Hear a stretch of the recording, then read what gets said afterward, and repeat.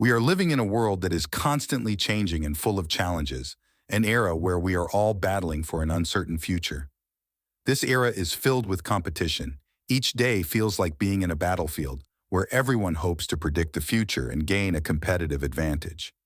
In this world, we continuously chase, looking for meaning and value in life. Yet, the question remains, have we truly found the future that we desire?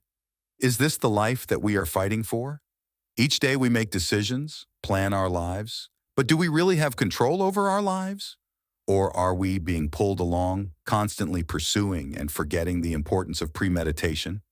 Is there a way for us to grasp the uncertain and control the future, a wisdom to predict and win before the battle warns? If you are troubled by such concerns, today, standing on the platform of the internet, I want to share with you an ancient and deeply philosophical book, The Initialization of the Art of War. This book is not just a military manual, but a guide to overcoming troubles and mastering life. It offers you the wisdom of premeditative strategies, to be forewarned and prepared in the war called life.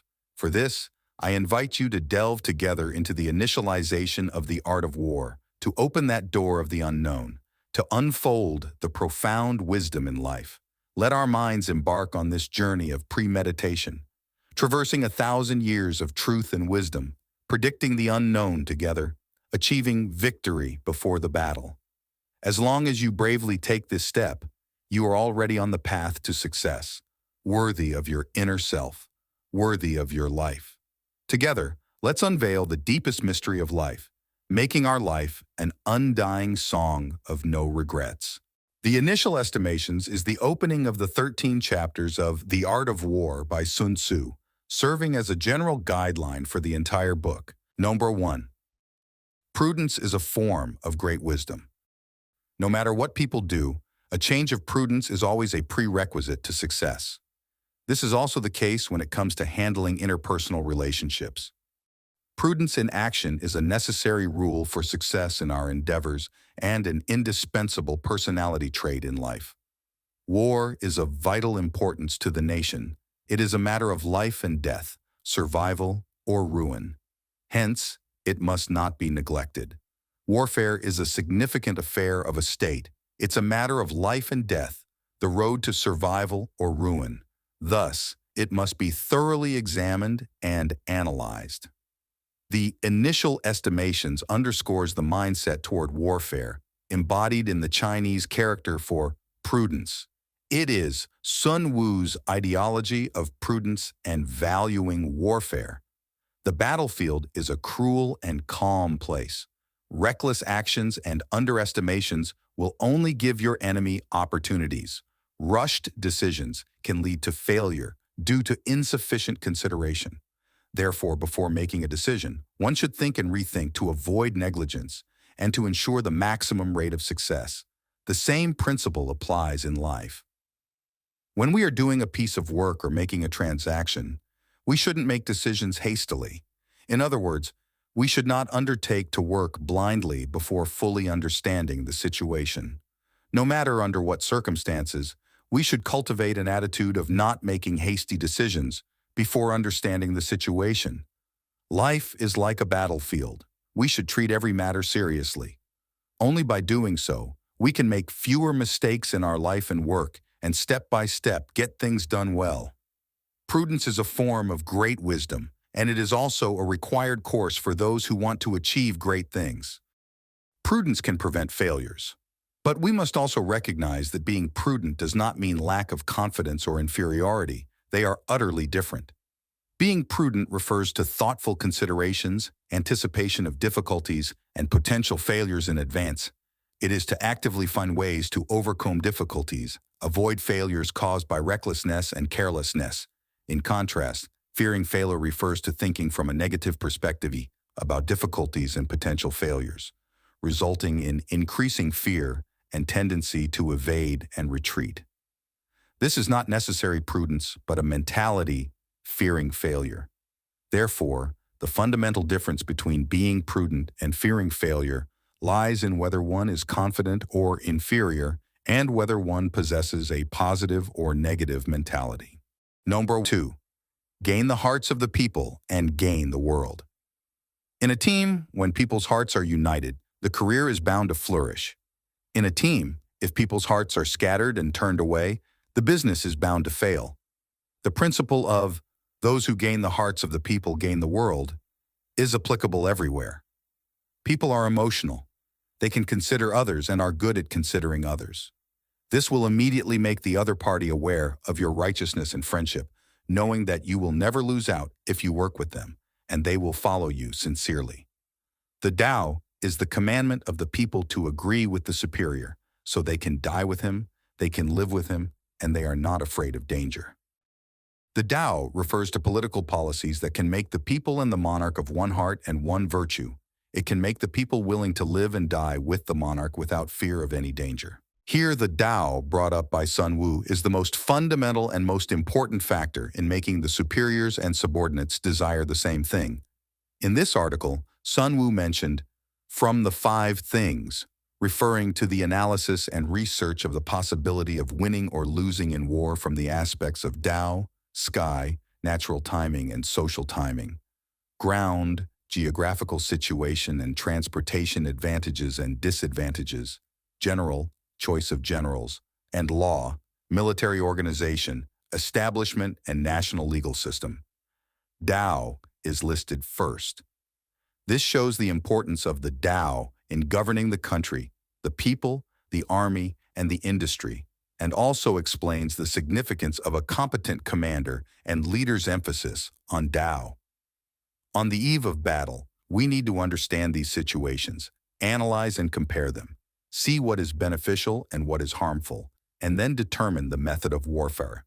In ancient and modern times, the monarchs who prospered and protected their countries all realized that the success or failure of politics and the stability or collapse of rule did not depend on fate, but on the ruler's attitude towards the people and the ensuing people's hearts. Throughout the ages, the ruling class has sought to win the hearts of the people, to Tao the people, and to pursue the goal of a clear and bright politics. Similarly, the hearts of the people are the key to the success or failure of a business. The clever person, whether leading a group, commanding an army, or governing a state, always puts winning the hearts of the people first. Those who win the hearts of the people gain the world. Those who lose the hearts of the people lose the world. Number 3, only when the 5 virtues are fulfilled can one be a general. Human talent is difficult to find and recognize. This has been the lament of many who have sought to recruit talent over the ages, and is a treasure trove of wisdom accumulated from the hardships of many. A general possesses wisdom, trust, benevolence, bravery, and strictness. The so-called general refers to whether the commander who controls the army has the qualities and abilities of being wise and resourceful, rewarding and punishing faithfully, being kind to his subordinates, being brave and decisive, and maintaining strict discipline. Sun Tzu believed that a good general must possess the 5 characters of wisdom, trust, benevolence, bravery, and strictness. Wisdom, or strategy, refers to the ability to plan wars. Trust, or fidelity, means keeping one's word and promises, and carrying out rewards and punishments. Benevolence, or kindness, means caring for subordinates and being compassionate to the people. Bravery, or courage, means being decisive and fearless. Strictness, or severity, means strictly demanding and maintaining military discipline. These 5 characteristics Sun Tzu talks about are indeed indispensable for a general. The ancient military called these 5 characteristics the 5 virtues of a general, and they were used as the basic criteria for identifying and selecting generals. Looking through the long river of history, it is not difficult to see that no matter which country, the selection and use of generals has always been the focus of military competition, and is a concern for the monarchs of all ages. Numerous military cases eloquently prove that generals and the outcome of wars are closely related, and even more so to the survival of a nation. Therefore, the selection and use of generals must be done carefully. Judging whether a person is a military talent or a strategic talent will inevitably come down to a series of assessment criteria. That is, the specific conditions for measuring strategic talent, or what is called basic qualities. The basic qualities of strategic talent include many elements. These numerous elements come together to form a quality structure. This structure of qualities is divided into 6 categories: moral qualities, knowledge qualities, ability qualities, psychological qualities, philosophical qualities, and physical qualities. It is also divided into good and talented categories.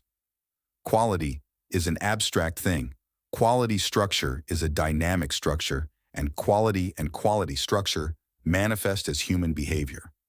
The behavior of generals is the organic combination of wisdom, trust, benevolence, courage, and strictness. Today's world is a fiercely competitive arena. More and more people recognize that political competition is backed by military force. Military competition is based on economic foundation. Economic competition is conditioned by science and technology. Competition in science and technology is influenced by education. And all kinds of competition in contemporary times, in the final analysis, are dominated by talent competition. The idea that talent is the most important capital has become a new value concept in the current international economic life. Number 4. Cunningly conquer the enemy by planning and using the situation. As a tendency, the situation only has the possibility before changes occur. The strength of this tendency often varies. That is, the strong situation may become weak, and the weak situation can become strong. For different situations, the timing should be grasped. For the situation, it should be applied when the situation is strong, so-called public opinion. The trend of the times, leading by the trend, can achieve twice the result with half the effort. Plan for benefits to listen, then make it a situation to help its outside. The situation is to control the right due to the benefits. After the beneficial plan is adopted, we should try to create a favorable situation as an auxiliary condition for winning. The so-called situation is to flexibly respond and take the initiative by taking advantage of the conditions that are favorable to us. The situation is the root of the competition between the opposing parties and the key to victory for any party. Therefore, situational planning becomes a profound and indispensable knowledge. Objectively speaking, power is fixed and cannot be changed. But we can coordinate, balance, and bring out the best of our power through the change of situation. At the same time, we can disrupt the opponent's coordination and balance, restrict their freedom of action, and restrict the exertion of their power through the change of situation. The situation is a relatively abstract concept, and it has many specific contents when we link it with specific things, such as the situations, powers, fires, terrain, and trends often mentioned in military tactics. The situation does not always exist. More often, there is no situation to use, and we need to seek the situation. In daily life, advertisements, high-quality services, neon lights, and audio amidst others all have the effect of making a wave. People often see such scenes. A group of people on the corner of the city's streets crowding around a vendor to buy his goods, causing passers-by to join the buying spree. At a glance, a discerning person would know that the group of people and the vendor are in cahoots. Their aim of grabbing is to make passers-by feel that the goods are popular or cheap, thereby creating a situation that is favorable for the sale of the goods.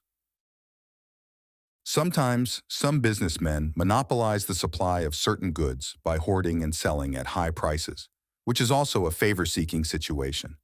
Number 5, show weakness, not dominance. The purpose of showing weakness is to harmoniously connect oneself with the reality, reducing the friction between the two to the minimum. It is for conserving one's energy to achieve a longer journey. More so, it is about turning a disadvantageous environment into a beneficial force for oneself. This is a measure of behavior and a supreme wisdom for survival. Warfare is the way of deception. Thus, when able, show them unable. When deploying troops, appear inactive. When near, seem far. When far, seem near. Warfare is a deceitful act. It requires various means to deceive the enemy. Although one might be powerful, they should appear feeble to the enemy. While preparing for battle, they should feign pacifism. When close to the enemy, they should pretend to be far away. And when far from the enemy, they should seem near. Showing weakness to entice the enemy involves showing your shorter hand and concealing your strengths to immobilize and lure the enemy. The methods used are, when able, show them unable. When using, appear to not use, to expose one's weaknesses as much as possible, leading the enemy to make misjudgments and fall into the trap. Showing weakness can also reduce or even eliminate others' dissatisfaction or jealousy towards you, to get others to let their guard down and create a sense of closeness. As long as you can skillfully expose some insignificant faults in front of others without a trace, indicating that you are not superior or perfect, people will be relieved in dealing with you and not regard you as an enemy. Wherever there are people, there will inevitably be disputes. You must be mentally prepared to face the challenges. You may choose not to harm the other side, but it is necessary to put on a bulletproof vest for yourself. And showing weakness can serve as a bulletproof vest, deterring any arguments. As 19th century British politician Sir Chesterfield said to his son, "Be wiser than other people. If possible, do not tell them that you are. When confronting a stronger opponent, show weakness. If your competitor is a strong person and is clearly stronger than you, then you don't need to compete with him for face or pride. Because once physical strength is contested, it is possible to defeat the opponent, but there is a much greater possibility that you will be destroyed. Hide your advantages, fully expose your weaknesses, and make the opponent deceived and let down their guard, thereby confusing the opponent and achieving success." Number 6, adapt to the enemy and win with change. The art of war lies in not replicating past tactics. In commanding a battle, the most crucial, most profound, and most challenging aspect to grasp is change. In a clash between two armies, whoever can understand the essence of change can seize the advantageous position needed to overcome the enemy. Entice the enemy with benefits. Seize them when they're in chaos. Be prepared when they're strong. Avoid them when they're stronger. Provoke them when they're quick-tempered. Make the arrogant more arrogant. Burden those who are resting. And sow discord among those who are united. For an enemy that is greedy for rewards, entice them with minor profits. Seize the opportunity to defeat the enemy while they are in chaos. Prepare to fight the enemy who has a robust force. Steer clear of combat with the enemy when they're stronger. Agitate the hot-tempered enemy. Encourage arrogance in the proud enemy. Exhaust the enemy that is well-rested, and instigate disunity among an enemy that is harmonious. The most valuable aspect of conducting warfare lies in the ability to adapt. No victory can be gained by remaining static. Sun Wu emphasized the importance of adaptability, maintaining that an adept general would use strategies flexibly based on varying scenarios, modifying tactics as per the enemy, and prevailing over the adversary through constant change. There are no fixed principles in warfare, especially in terms of tactical strategies. A face-off between two armies amidst the rain of blows not only pits their strengths against each other, but also their intelligence. Competing in terms of strength and wit, it uses wit to drive strength and add to it. The struggle of wits is, in a sense, a struggle of adaptability. The creative power in military intelligence primarily lies in the ability to adapt to changes. Both opposing sides in a confrontation have their advantages and disadvantages. Any intelligent leader will seek advantage and avoid harm, adopting adaptive measures in the process. By adapting, they can exploit the enemy's weaknesses, capitalizing on their mistakes, while also strengthening their side's weak points. That is to say, as the enemy changes, so do I, and as I change, so does the enemy. Change is a shared characteristic of both opposing sides. Of course, change is not a random act, but one that originates from considering the reality of both the enemy and us, along with the actual conditions on and beyond the battlefield. It implies timely adjustments and revisions to plans and decisions. In situations when the objective conditions work against us, reckless attacking should strictly be avoided. Not only would it be futile, but it would also result in significant losses and even a devastating defeat. However, if we can implement the feinting tactics of creating a diversion and then striking, It can result in unexpected victory, catching the enemy off guard and leading to a complete defeat. These tactics are, in essence, an adaptive wisdom. There are no fixed combat methods. Only by adapting to the enemy's circumstances can we attain a godlike ability in deploying our troops. Just as military battles require adaptability, business clashes too demand the same. The principles are similar to military confrontations. Modern business warfare involves players from around the world, with multiple factions as competitors, and competition often involving rapidly evolving high-tech weapons. The complexity and volatility of modern business warfare far exceed military confrontations. Without the wisdom to adapt and vary tactics like Hanshin, it would be challenging to maintain a stable position amidst fierce market competition. Change is never-ending, and the key lies in how we respond to it. In modern enterprise management, too, change is constant. Hoping for business prosperity while clinging to the old ways is unrealistic. Especially in the face of crises, more changes need to be made. Number 7. Attack when the enemy is unprepared. Make your move in unexpected ways. Attacking when the enemy is unprepared and being unpredictable is closely related to a person's decisiveness and ability to handle situations. Therefore, we need to train ourselves to be resolute and decisive when facing challenges and quickly make decisions. This will lead to success in our endeavors. Attack where they are unprepared. Make your move when they least expect it. This is the key to winning a war, and it cannot be taught in advance. A sudden attack should be launched when the enemy is unprepared, and action should be taken unexpectedly. These principles help military leaders succeed in warfare. These strategies can only be used flexibly depending on the timing, location, and situations of battles. They can't be taught in advance. Attacking when the enemy is unprepared and being unexpected with our moves encapsulates Sun Wu's essences of strategy and deceit in warfare. This quote has become a famous military adage passed down through the ages. Warfare is a highly complex military operation. The timing, the location advantages, the intelligence about the enemy varies unpredictably. Those who can adequately prepare based on the specific battlefield situations can control the initiative on the battlefield and possibly achieve victory. On the contrary, they might turn the tide from an advantage to a disadvantage, leading to eventual failure. Therefore, being prepared or not and the extent of preparation have always been of great importance to military strategists. This is the same in life. If you hope to improve your life, you must seize opportunities timely, because only by seizing opportunities can life be given a chance to shine. A chance by coincidence could be enough to change your life. The question is, you have to seize this opportunity properly. Keep your eyes open, be attentive to changes in the situation, and strive to be the first one to seize the opportunity. Number 8, never get into a fight you are not prepared for. Please remember that everything should be planned. With a plan comes a significantly increased chance of success. Taking action without a plan is the beginning of all failures. Hence, someone said, failing to plan is planning to fail. Are you planning to fail too? Of course, no one wants to plan for failure, but you might be making such a mistake, not having a plan. Usually, a war is not fought, and victory or defeat is determined by the military and the temple.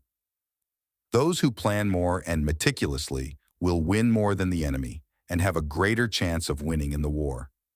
Conversely, if the planning is less and not meticulous and cannot surpass the enemy, the possibility of winning will be less, not to mention the absence of planning and beneficial conditions. Before waging a war, also known as a military operation or chess game, the monarch or commander must carefully strategize and plan in the temple. More thorough and detailed plans place us at an advantage over the enemy, increasing our chances of winning in war. Conversely, fewer and less detailed plans may put us at a disadvantage compared to our enemies, decreasing our likelihood of victory, let alone in situations without any strategizing or advantageous conditions. War strategizing, as emphasized in The Art of War by Sun Tzu means actions are preceded with a plan. Because the goal of war is victory, Army bases itself on strategic planning, which takes on significant practical significance when it comes to manipulating chances of victory and deceit. This manipulation is based on observing various phenomena, such as major changes in climate, timing, geographic advantage or disadvantage, location, and knowledge of adversary situations, people. Therefore, a war decider must thoroughly strategize before battle, making different estimations and arrangements for various scenarios that could occur in a war. That is, going into battle prepared. Business operators making strategical decisions is the thorough understanding of these factors, analyzing if these factors can be transformed, the conditions of transformation, and then on the principle of benefiting oneself, exploiting or transforming these factors to make a victorious decision. Strategize behind the scenes and decide the victory 1,000 miles away means exactly that.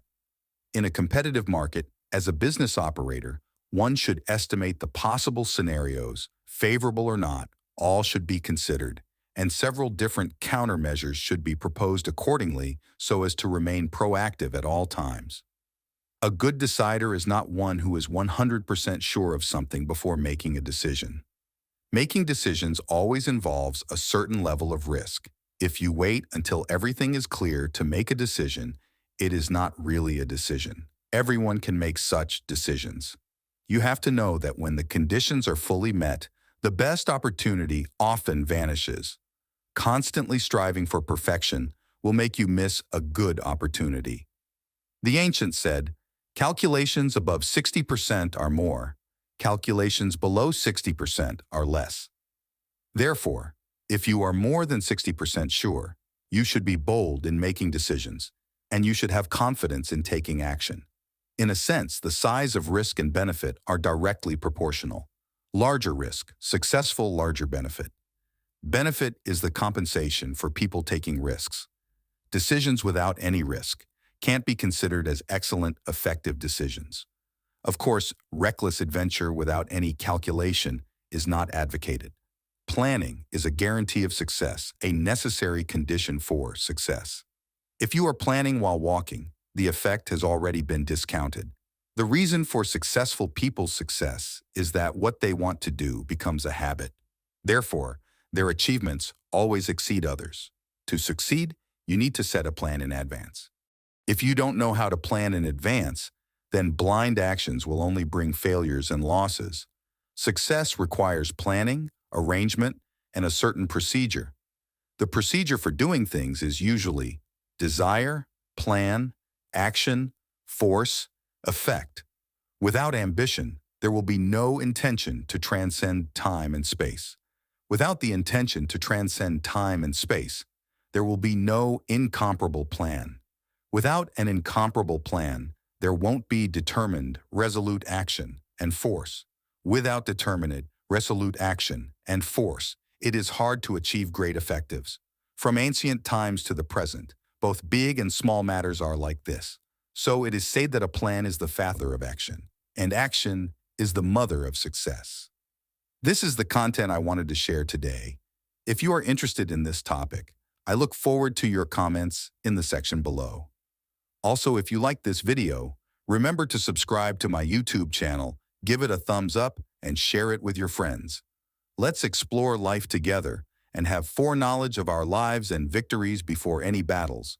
In the upcoming days, I will continue to explore and share insights in this regard on my channel. See you in the next video.